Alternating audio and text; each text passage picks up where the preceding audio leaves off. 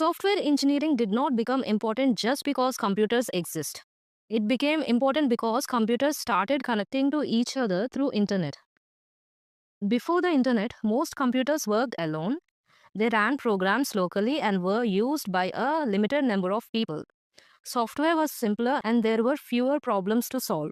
The internet changed this completely. The internet allows computers around the world to exchange information. Messages, photos, videos, payments, and websites all travel from one computer to another. To computers, all this information is converted into zeros and ones, binary data.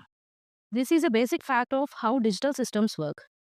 Sending data is not as simple as it sounds.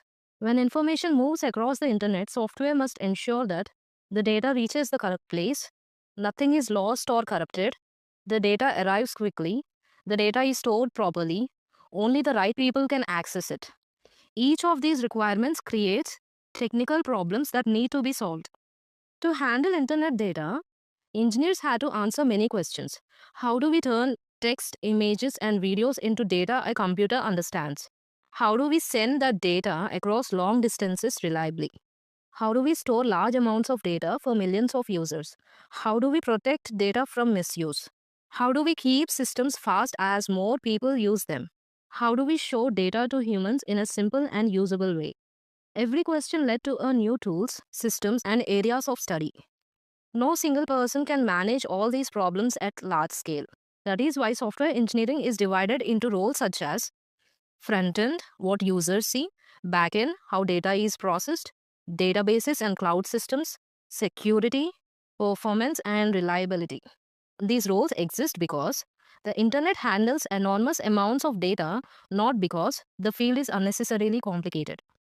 The internet keeps growing, more users join, more data is created, new types of applications appear. As this happens, new problems emerge. Engineers must continue learning to keep systems reliable, secure, and usable. This is normal for a field built on global data exchange.